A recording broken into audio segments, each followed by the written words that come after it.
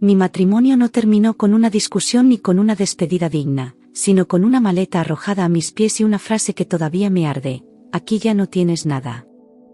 Esa noche entendí que el amor se había convertido en expulsión. Él no gritó ni lloró, solo me miró como si fuera una carga vencida y me empujó hacia la calle sin darme tiempo de preguntar nada. La puerta se cerró detrás de mí con un golpe seco, como si borrara en un instante todos los años compartidos. Me quedé inmóvil bajo la lluvia, con el corazón latiendo en el estómago y el eco de su desprecio retumbando en mi pecho. No sabía a dónde ir ni por qué había llegado tan lejos el rencor. Solo supe que ese instante marcaba el final de una historia que, por mucho tiempo, creí de amor. Pero antes de continuar, verifica si ya te has suscrito al canal, deja un like y dime en los comentarios desde dónde estás viendo mi historia, me encantaría saber hasta dónde ha llegado. No me dejaron llevar muebles, documentos ni recuerdos, solo ropa usada y un bolso donde guardé lo único que nadie me pudo quitar: la vieja tarjeta bancaria de mi padre fallecido, amarilla por el tiempo y casi olvidada. La encontré en el fondo de una caja con fotos viejas, como si él mismo la hubiera escondido allí para este momento. No tenía idea de si aún funcionaba, pero no podía soltarla. Era como tener a mi padre en la mano, en medio de una noche que me había dejado sola. Me aferré a esa tarjeta como quien se agarra de un puente antes de caer al abismo. Mi exmarido me acusó de ser la causa de sus deudas y del fracaso del negocio familiar, repitiendo esa mentira frente a todos para justificar echarme sin un centavo y sin testigos que me defendieran. Dijo que yo había malgastado el dinero, que había manipulado cuentas, cuando en realidad solo intenté mantenernos a flote mientras él apostaba y bebía. Inventó versiones donde yo era la culpable de todo, y sus amigos, que antes me sonreían, ahora me daban la espalda. No me dejaron ni recoger mis diplomas ni mis fotos de infancia.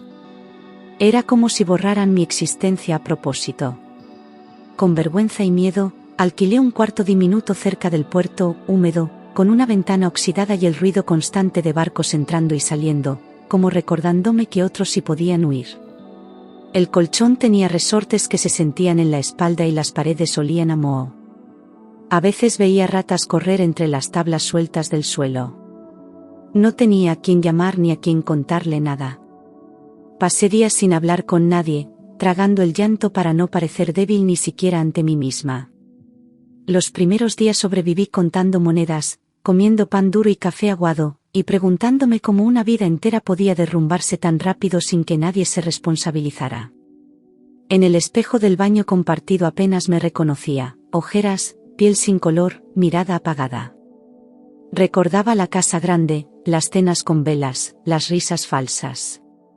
Todo eso parecía parte de otra persona, una versión lejana de mí misma. Tenía que rehacerme desde los huesos y no sabía por dónde empezar. Salía cada mañana a buscar trabajo, dejando currículos en tiendas, restaurantes y oficinas, pero al ver mi edad, mi cansancio y mi ropa gastada, siempre encontraba la misma respuesta educada y vacía. Me decían: la llamaremos, con una sonrisa que no llegaba a los ojos. Una vez una joven me dijo que buscaban a alguien con más energía, como si yo fuera una máquina vieja.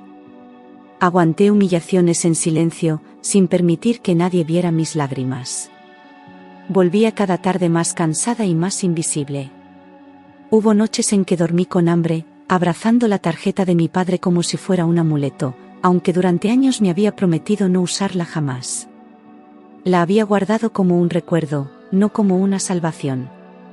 Pero ahora, sola y arrinconada, empezaba a preguntarme si no era eso lo que él había previsto. En la oscuridad de ese cuarto, hablaba con él en mi mente, pidiéndole perdón por siquiera pensar en tocar lo que él tanto protegió. Pero el hambre no espera, y la dignidad empieza a desmoronarse cuando duele el estómago. Recordé entonces la carta que él me dejó antes de morir, escrita con letra firme: esta cuenta solo existe para el día en que estés completamente sola en el mundo. En su momento me pareció exagerada, como si no confiara en nadie. Pero ahora sus palabras resonaban como una advertencia cumplida. Él sabía algo que yo no supe ver. Me pregunté cuántas veces lo vio venir, cuántas veces intentó prevenirme sin decirlo directamente. Esa carta, como su tarjeta, Me dolía y me protegía al mismo tiempo. Mi padre siempre fue visto como un hombre sencillo, trabajador, silencioso, sin lujos ni ambiciones visibles, y jamás habló de inversiones ni de grandes negocios frente a mí. Manejaba un viejo auto, usaba la misma chaqueta por años y nunca viajamos más allá del pueblo vecino. No tenía tarjetas de crédito ni cuentas llamativas. Si él escondía algo, lo hizo tan bien que nadie lo habría sospechado. Su muerte fue tranquila, sin herencias, sin testamentos. O eso creímos todos. Durante días dudé, porque usar esa tarjeta significaba aceptar que había llegado al fondo absoluto, que no tenía familia, pareja ni respaldo alguno. Era como firmar un acta de abandono. Me debatía entre el orgullo y la necesidad, entre resistir un día más o rendirme a lo que había evitado por tanto tiempo. Cada vez que la sacaba del bolso, mi mano temblaba. Pensaba, si la uso, ya no hay vuelta atrás. Pero si no la uso, ¿cuánto más puedo resistir? La mañana en que decidí ir al banco, conté mis últimas monedas y supe que apenas me alcanzaban para el transporte, así que caminé kilómetros con la tarjeta apretada en la mano. No desayuné, no hablé con nadie, solo caminé con la cabeza baja y el corazón apretado. Cada paso era una mezcla de miedo y esperanza. Me preguntaba si llegaría y me dirían que ya no existía, que fue cancelada. Pero no podía vivir con la duda. Tenía que saber si, al menos una vez, algo en mi vida me esperaba con las puertas abiertas.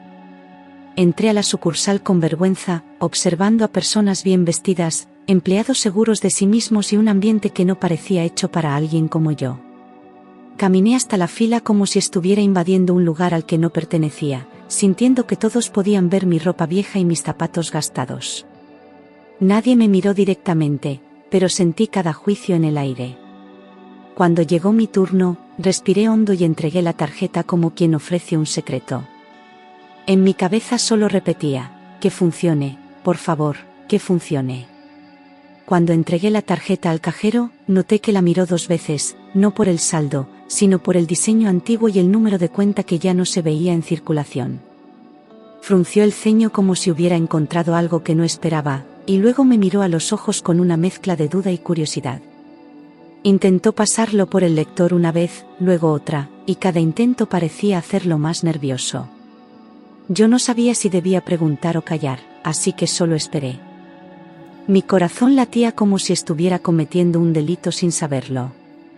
Me pidió mi identificación, revisó la pantalla con atención excesiva y frunció el ceño como si algo no encajara dentro del sistema. Sus dedos se movían rápido por el teclado, pero su expresión se volvía cada vez más rígida. Me preguntó si podía esperar unos minutos mientras consultaba algo con un supervisor. Yo solo asentí, tragando saliva y apretando mi bolso con ambas manos. El silencio que siguió fue más ruidoso que el bullicio de todo el banco. Intenté explicarle que solo necesitaba retirar una cantidad mínima, lo suficiente para comer unos días, sin imaginar que esa frase cambiaría todo. Su mirada se endureció como si mis palabras le hubieran confirmado algo más profundo. No respondió nada, solo se levantó y se fue detrás de una puerta de acceso restringido.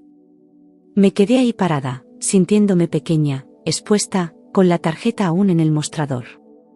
Era como si hubiera activado algo que llevaba años dormido. El sistema no respondió de inmediato, y el cajero llamó discretamente a un supervisor, evitando mirarme directamente. Los dos susurraron durante unos segundos, señalando la pantalla con expresiones tensas, como si no quisieran alertar a nadie más. Luego desaparecieron juntos detrás de una puerta blindada. Yo seguía ahí, sola, preguntándome si todo había sido un error, si me iban a devolver la tarjeta diciéndome que no tenía derecho a nada. Cada minuto de espera me pesaba como una hora. Comencé a sentirme incómoda, pensando que tal vez la cuenta estaba cerrada o que la tarjeta ya no tenía validez legal. Miraba a mi alrededor buscando una salida, pero ya era tarde para arrepentimientos. No sabía si estaba haciendo el ridículo o si en cualquier momento me pedirían que abandonara el lugar. Pensé en marcharme sin decir nada, desaparecer antes de causar más problemas. Pero algo dentro de mí me dijo que ya no era momento de huir. El supervisor tomó la tarjeta, la pasó por otro lector y, al ver los datos, abrió los ojos con sorpresa evidente. No dijo nada, pero su reacción fue clara: aquello no era normal. Se quedó quieto unos segundos, leyendo en pantalla algo que yo no podía ver. Luego me miró con una expresión completamente distinta, ya no de duda, sino de reconocimiento. Me pidió que lo esperara y desapareció sin decir una palabra más. Me pidieron esperar sentada, mientras realizaban verificaciones internas, una frase que solo aumentó mi ansiedad. No entendía que podía ser tan complicado con una cuenta tan vieja. Pensé en irme una vez más, pero ya no podía moverme, sentía las piernas pesadas. Los empleados me miraban de reojo, como si supieran algo que yo no. El aire del banco empezó a sentirse más frío y más denso, como si algo grande estuviera a punto de ocurrir. Pasaron largos minutos hasta que apareció un gerente, serio, impecable, sosteniendo mi tarjeta como si fuera un objeto delicado. Caminó hacia mí con paso firme, sin mostrar emoción alguna, pero su mirada era distinta, como quien se prepara para dar una noticia que cambiará una vida. Me saludó con cortesía exagerada y me pidió que lo acompañara. Yo apenas podía hablar, solo asentí, con el corazón golpeando mi pecho como un tambor. Me preguntó si yo era hija directa del titular original y si tenía algún documento que lo acreditara, lo que me hizo temblar. Busqué en mi bolso lo único que tenía, una copia vieja de mi acta de nacimiento, arrugada y con los bordes rotos. Se la entregué con las manos sudadas, esperando que eso bastara. Él la tomó, la revisó con detenimiento, y luego me miró con una seriedad que me atravesó como un rayo. Me dijo: señora, creo que no tiene idea de lo que acaba de activar.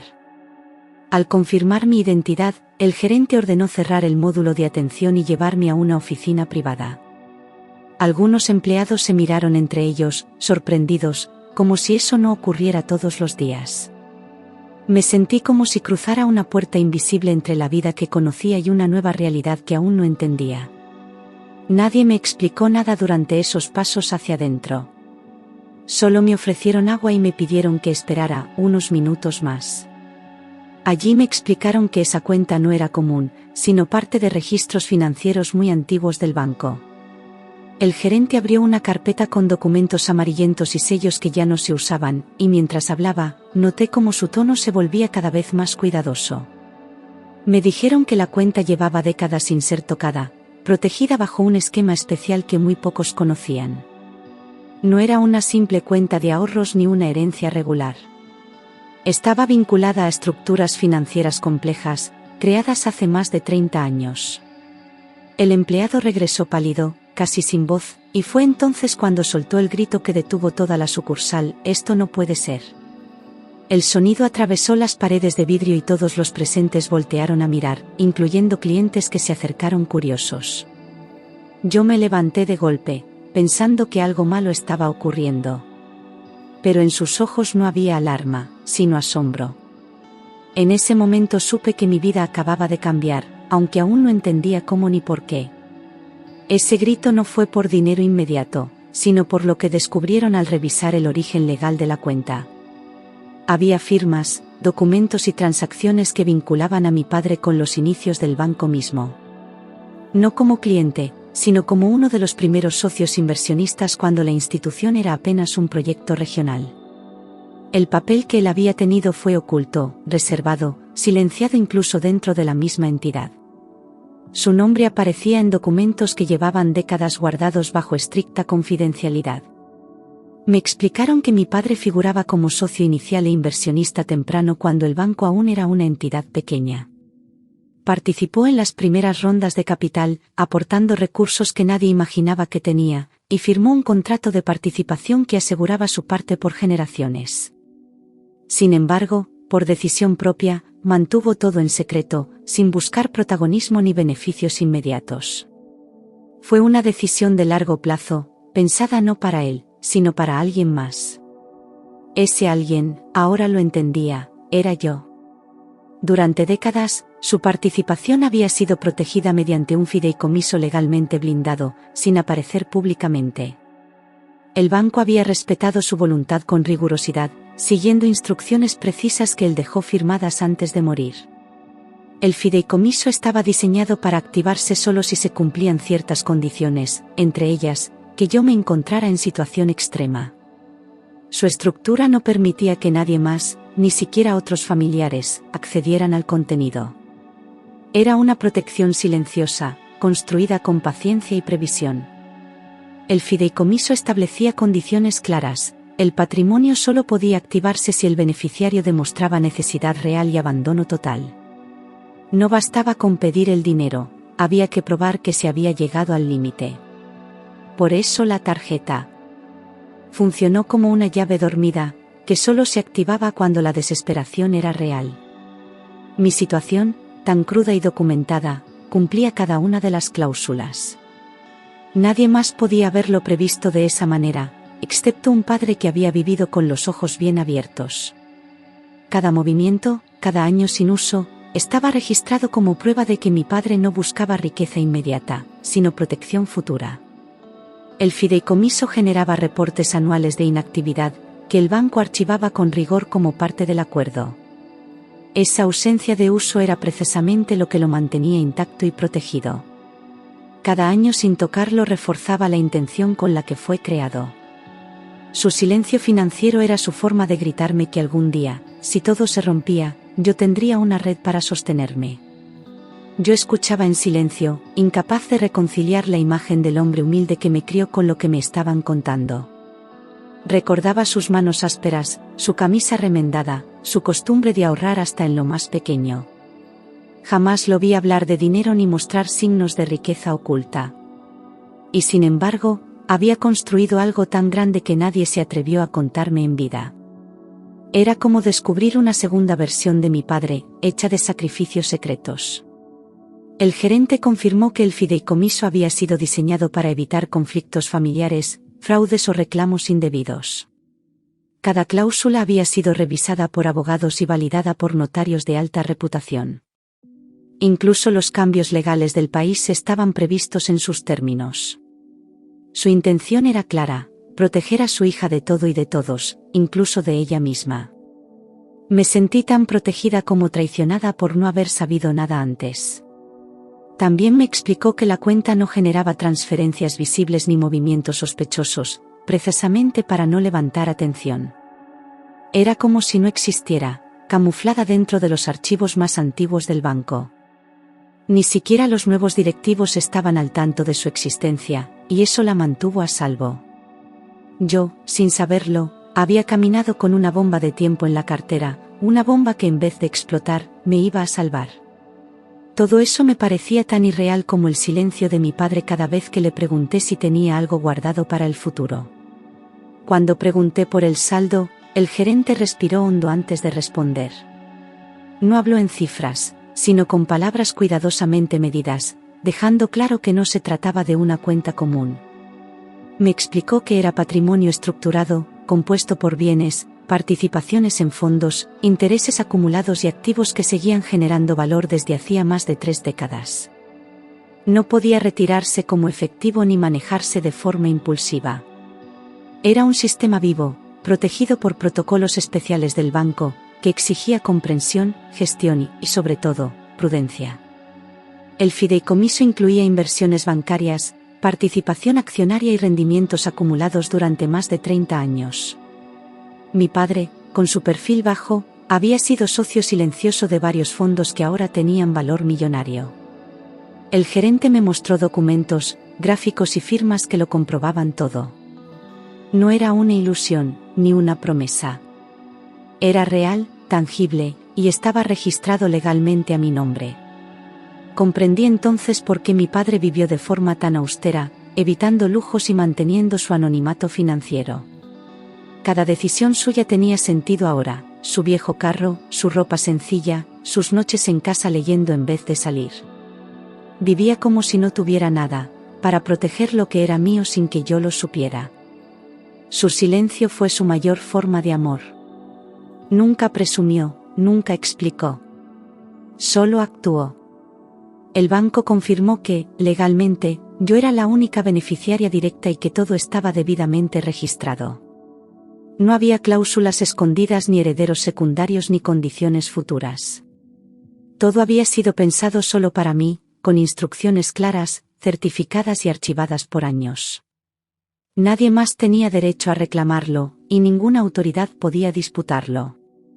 Por primera vez en mucho tiempo, sentí que algo era realmente mío. Me ofrecieron asistencia legal gratuita para comprender cada paso y protegerme de decisiones impulsivas.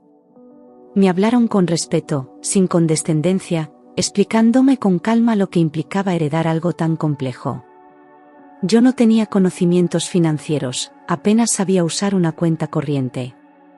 Pero ellos me guiaron con cuidado, como si supieran que detrás de esa herencia había más que dinero, había una historia de abandono, dolor y renacimiento.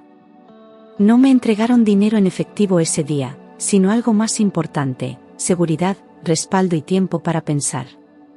Me dieron un documento de custodia, una carpeta con instrucciones y una lista de asesores disponibles. También me ofrecieron privacidad, asegurando que nada saldría del banco sin mi permiso. Salí de esa oficina sin billetes en los bolsillos, pero con el corazón latiendo de una forma distinta. Ya no caminaba como una víctima. Volví a mi cuarto cerca del puerto y por primera vez dormí sin el miedo de no despertar con qué comer. Cerré la puerta con una calma desconocida, me quité los zapatos y me recosté sin llorar. No pensé en el pasado ni en la injusticia, solo en el suspiro largo que salió de mi pecho. Esa noche no soñé, pero descansé. Algo en mí empezaba a recomponerse. Durante los días siguientes, firmé documentos, recibí asesoría y confirmé que todo era legal, transparente y realista. Los abogados me explicaron cada cláusula, y por primera vez entendí lo que significaba proteger un legado. No había trampas ni vacíos. Todo estaba pensado para que yo tuviera poder, pero también responsabilidad. Ya no era solo una mujer abandonada. Era una heredera silenciosa. Decidí no cambiar mi estilo de vida de inmediato, porque necesitaba sanar antes de reconstruir. No fui a comprar ropa cara ni alquilé un departamento lujoso. Me quedé en el mismo lugar, organizando mis ideas y recuperando la dignidad. Cada decisión la tomaba con calma, como si estuviera aprendiendo a caminar de nuevo. No quería que el dinero tapara el dolor. Quería que lo transformara. Pagué mis deudas básicas, compré comida digna y dejé de contar monedas, pero sin lujos ni ostentación. Me alcanzaba para mucho más, pero no quería perderme a mí misma en un impulso. Cada billete que usaba lo hacía con respeto, como si mi padre aún estuviera observando desde algún rincón. Compré un colchón nuevo, platos limpios y una lámpara para leer en paz. No necesitaba más para sentir que mi vida empezaba a tener forma. Recordé cada humillación vivida y entendí que la verdadera herencia de mi padre fue la previsión, no el dinero. Pensé en el momento en que me echaron con una maleta rota y sin derecho a defenderme. Ahora comprendía que él había visto ese futuro antes que yo.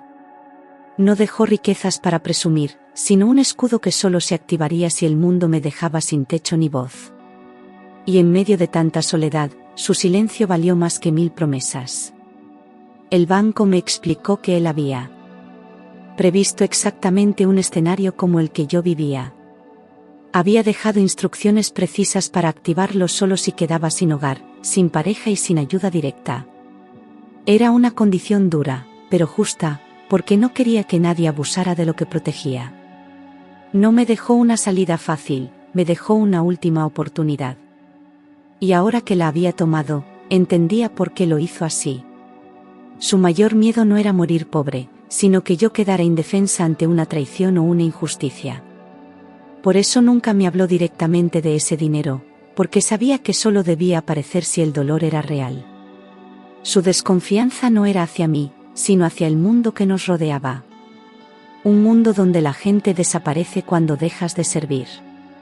Él me preparó para el peor escenario, y aún así, logró protegerme desde la tumba.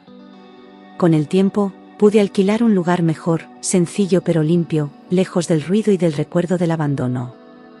Elegí un barrio tranquilo, con árboles en la vereda y vecinos que saludaban sin preguntar demasiado. No necesitaba lujo, necesitaba paz. Pinté las paredes de blanco y colgué una foto de mi padre en la sala. Cada rincón era pequeño, pero cada día me sentía más grande dentro de él. Rechacé ofertas apresuradas de inversión y aprendí a tomar decisiones con calma y asesoría profesional. Muchos aparecieron con sonrisas y promesas rápidas, como si supieran más de mi dinero que de mi historia. Pero no tenía prisa. Escuchaba, leía, preguntaba. Prefería equivocarme despacio que firmar algo a ciegas. Era mi vida la que estaba reconstruyendo, no solo una cuenta bancaria. Mi exmarido intentó volver a aparecer en mi vida cuando ya era tarde.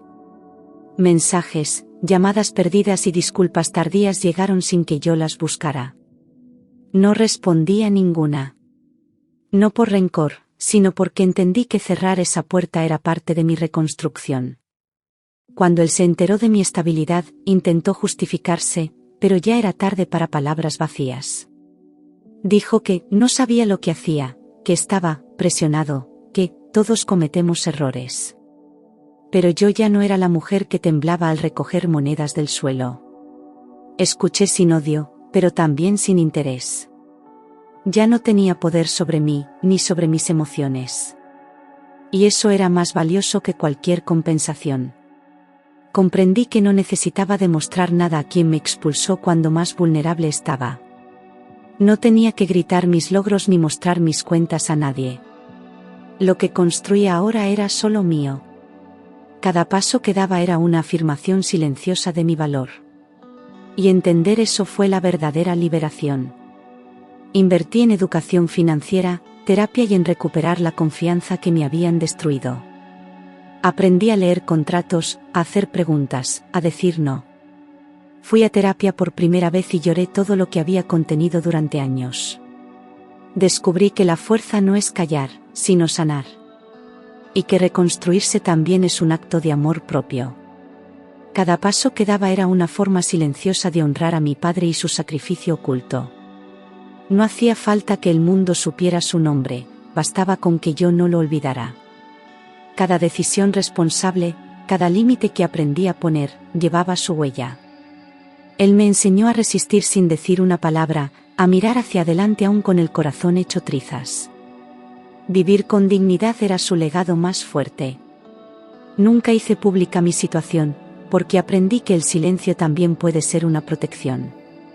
Muchos querían saber cómo pasé de la nada a la estabilidad, pero yo no debía explicaciones. Solo compartía lo necesario, sin detalles, sin abrir puertas que luego no pudiera cerrar. Aprendí que hay cosas que se cuidan mejor en la intimidad. Y la herencia de mi padre era una de ellas. Con el tiempo, retomé mi vida social de forma discreta y fue en un curso de educación financiera, recomendado por el propio banco, donde conocí a un hombre tranquilo, trabajador y sin interés alguno en mi pasado ni en mi situación económica. No hizo preguntas incómodas ni intentó impresionarme. Su forma de escuchar me desarmó. Era la primera vez que hablaba con alguien que no buscaba saber cuánto tenía, sino quién era. Y eso me hizo quedarme. Nuestra relación creció lentamente, basada en conversaciones honestas, respeto y apoyo mutuo, muy diferente a todo lo que yo había vivido antes, y por primera vez me sentí escuchada y protegida. No había juegos, ni promesas vacías, ni silencios cargados de juicio. Él estaba presente, sin apuros, sin exigencias. Caminábamos juntos, sin cargar el uno al otro. Y en esa calma encontré una nueva forma de amor. Cuando decidí contarle toda mi historia, el matrimonio fallido, la humillación, el fideicomiso y la herencia de mi padre, su reacción no fue ambición ni sorpresa, sino cuidado y responsabilidad. Me miró a los ojos, tomó mi mano y me dijo: ahora entiendo muchas cosas, pero no cambia nada entre nosotros. Su serenidad me conmovió más que cualquier declaración. Por primera vez no sentí miedo de ser completamente honesta. Y ese día supe que había elegido bien. Nos casamos sin ostentación, en una ceremonia sencilla, y construimos un hogar donde nunca volví a sentir miedo de ser echada ni culpada por errores ajenos. No hubo trajes caros ni invitados importantes, solo personas que nos querían bien. Elegimos muebles con calma, pintamos las paredes juntos, y cada rincón tenía una historia compartida.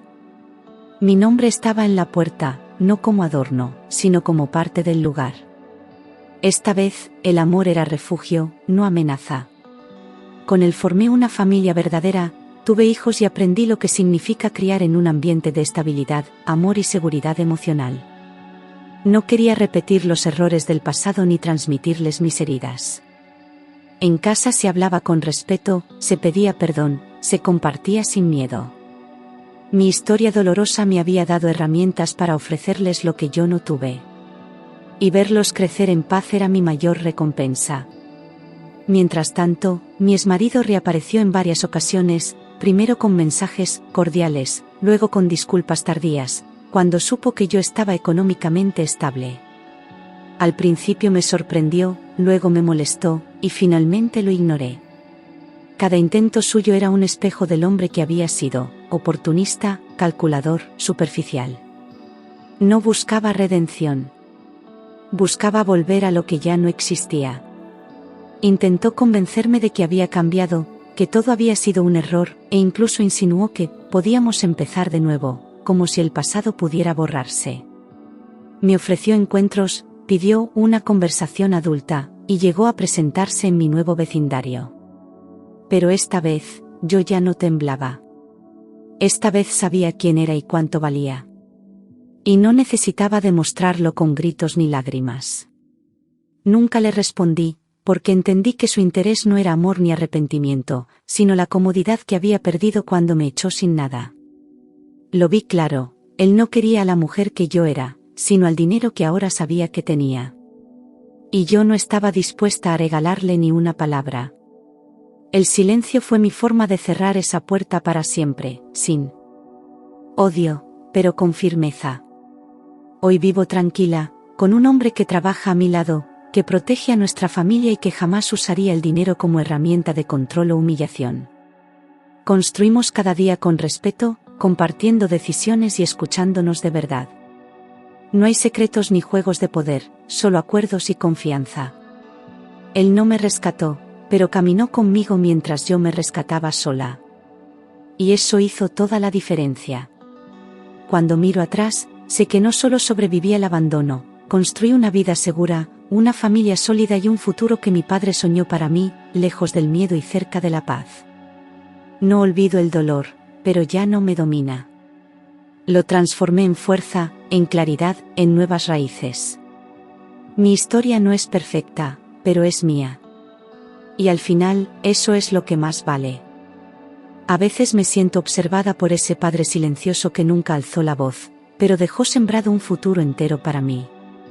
Lo imagino en su escritorio, escribiendo esas instrucciones con calma, mientras yo aún era una niña sin idea del mundo.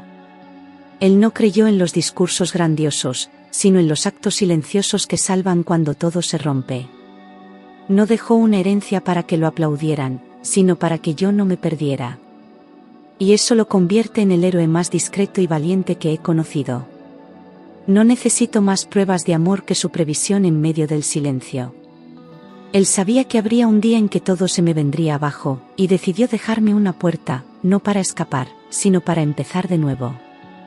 Me dio lo único que nadie pudo quitarme, la posibilidad de elegir. De elegir dignidad, calma, justicia y amor. Y cuando lo entendí, su ausencia se volvió presencia. Hoy, cada vez que me siento frágil, toco la vieja tarjeta, aunque ya no la uso. Está guardada en una caja de madera, junto con su carta y la copia arrugada de mi acta de nacimiento. No necesito verla para recordar lo que significa. Es un recordatorio de que fui salvada sin ser rescatada, que fui mirada sin ser vigilada, que fui protegida sin ser limitada. Eso es amor. He aprendido que no todo lo que se hereda viene en forma de bienes. A veces se heredan formas de pensar, maneras de resistir, fuerzas invisibles. Mi padre me dejó una estructura financiera, sí, pero también me dejó temple, claridad y silencio. Un silencio que ahora habita en mí no como vacío, sino como fuerza contenida. Y ese silencio es mi bandera. Mis hijos crecerán sin conocer el miedo que yo conocí, pero sí sabrán del coraje que me trajo hasta aquí. No ocultaré mi pasado, pero tampoco lo usaré como excusa. Les contaré que su abuelo fue un hombre que prefirió sembrar en secreto a prometer en voz alta. Que todo lo que tenemos hoy viene de una historia de caídas, pero también de levantarse con los dientes apretados y el alma firme. La vida no me devolvió lo que perdí, pero me ofreció algo mejor, la oportunidad de crear algo propio, desde cero. Ya no cargo culpas que no me pertenecen, ni espero justicia de quienes nunca supieron darla. Tengo paz. Y esa paz no es un lujo, es una conquista. Cada noche en esta casa es una victoria sobre aquel pasado que casi me borra. Así termina mi historia, no como una revancha, sino como una redención. No necesitaba volver al lugar donde me echaron. Necesitaba construir un lugar donde nadie pudiera echarme jamás. Lo logré. Lo viví. Y si alguien me pregunta cómo, responderé con la verdad más simple y más fuerte que conozco, porque un día, alguien me amó en silencio, y creyó en mí sin que yo lo supiera.